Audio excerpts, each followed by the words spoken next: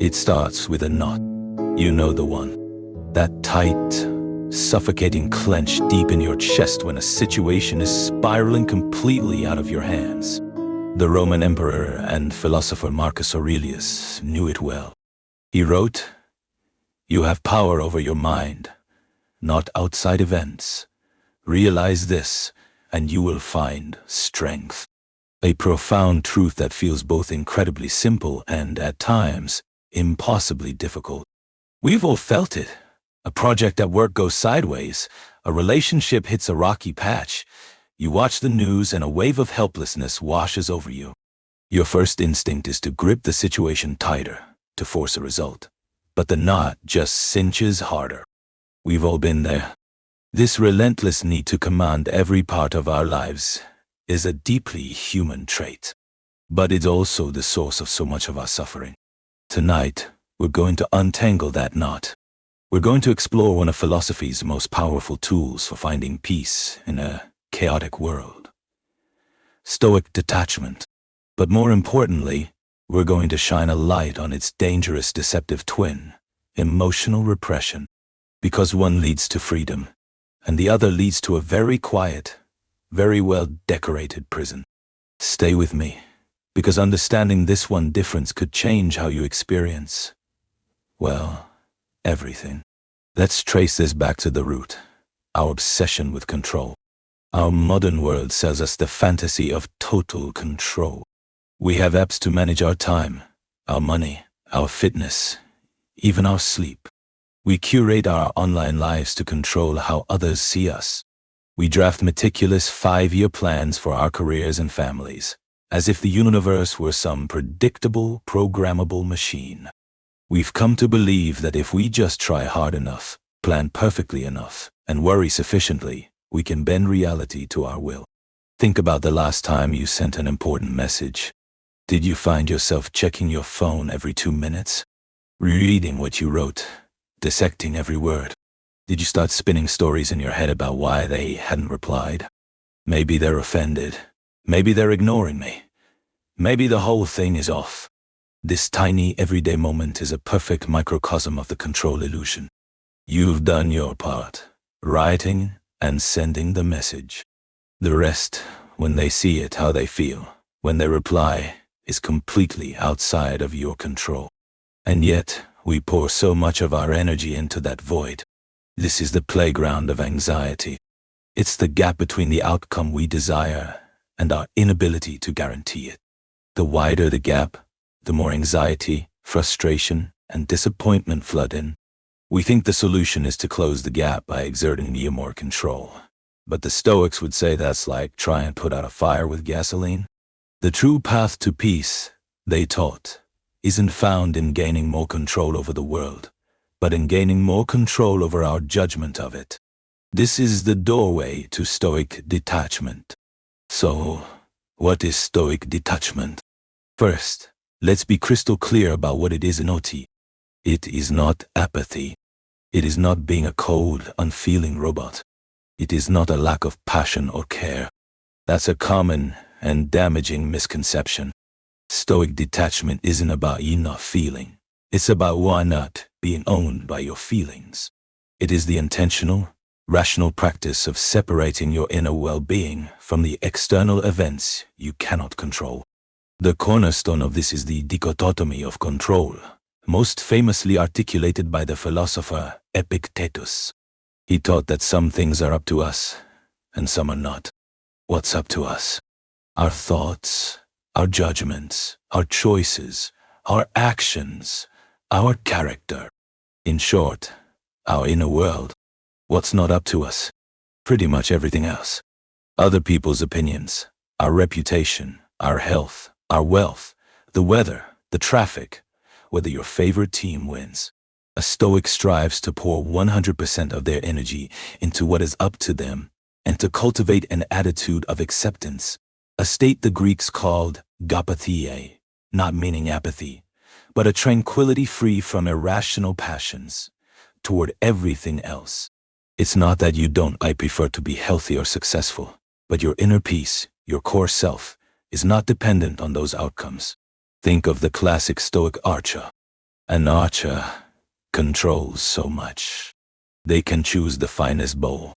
They can practice for years, perfecting their stance, their breath, their aim, their release. They can pour all of their focus into that one moment of letting the arrow fly. All of this is within their control. But the moment the arrow leaves the string, it enters a realm beyond their command. A sudden gust of wind, a bird flying past, the target shifting a millimeter, anything can happen. The reactive archer attaches their happiness to the bullseye. If it hits, they are elated. If it misses, they are crushed. Their peace is a hostage to fortune. But the Stoic archer attaches their success to the IPA process. Did I do everything in my power to the best of my ability? Was my focus absolute? Was my form true? If the answer is yes, then they have already succeeded, regardless of where the arrow lands. They accept the outcome with equanimity, learn what they can, and prepare for the next shot. This is detachment in action. It's a profound shift from being outcome-oriented to being process-oriented. You pour your soul into the effort, and then you release your attachment to the fruits of that effort. You care deeply about doing your best, but you calmly accept that the results are never entirely up to you. This is the source of incredible strength and resilience. But this is where the path gets tricky. And my friend, this is where the danger lies. There is another way of dealing with the world's chaos that looks like detachment from the outside, but is its polar opposite on the inside. This is emotional repression. Emotional repression isn't a conscious choice. It's an unconscious, fear-based reflex. It's pushing your feelings down, denying their existence, pretending they aren't there. It's when you feel a surge of anger, but you swallow it and say through a tight smile, "I'm fine." It's when you feel a wave of grief, but you force yourself to be busy to avoid the pain. It's when you are terrified, but you tell everyone and yourself that you're fearless. Stoic detachment acknowledges the emotion. It says, there is anger. I feel it in my chest. My hands are clenched. This is a natural response. Then it applies reason. Is this anger serving me? Is acting on this impulse virtuous and within my control? Or is the event itself outside my control? Detachment observes the feeling from a distance, like watching a cloud pass through the sky. It doesn't deny the cloud is there. It just recognizes that it is not the sky. Emotional repression, on the other hand, frantically denies the cloud's existence. It screams, "There is no cloud. The sky is perfectly clear, all while getting drenched by the rain." It's an act of self-deception, born from a fear that the emotion itself is too dangerous to feel. We learn this early. We are told big boys don't cry, or to stop being so dramatic. We learn that certain feelings are unacceptable, so we learn to bury them alive. But here's the thing about what we bury. It doesn't go away. It festers. It's a pressure cooker. When you repress an emotion, you're just clamping the lid on tighter. Inside, the heat and pressure build. On the surface, you look calm, stable, quiet, but underneath, a volatile force is growing, searching for any crack to escape. This is a person who is composed for weeks, then explodes with rage over spilled milk or getting cut off in traffic. That repressed energy will find a way out. If not in outbursts, it can manifest as chronic anxiety, depression, or even physical illness. Headaches, digestive issues, autoimmune disorders. The mind and body are inextricably linked. The energy it takes to hold down your authentic feelings is immense, and it takes its toll. Repression is not strength. It is a constant, exhausting, unwinnable war against yourself. And this is the great deception. On the surface, the detached person and the repressed person can look identical. Both may appear calm in a crisis. Both might not complain. But their internal worlds are universes apart. The Stoic has built a fortress of inner peace through reason and acceptance. The repressed person is locked in a prison of silence, terrified of the inmates, their own feelings. So how do we know the difference in our own lives? How do we practice healthy detachment without slipping into its unhealthy shadow? This requires conscious, deliberate practice. It's a skill. Let's walk through how to build it. First, and most importantly, the pause. The psychiatrist and Holocaust survivor Viktor Frankl wrote, "Between stimulus and response, there is a space. In that space is our power to choose our response. In our response lies our growth and our freedom. That space is everything." When you feel a powerful emotion rising, anger, fear, jealousy, your instinct is to react instantly. The pause is the choice to stop. Just for a second, breathe. Second, inside that pause, acknowledge and label. This is the direct opposite of repression. You don't push the feeling away. You turn toward it with gentle curiosity. Give it a name.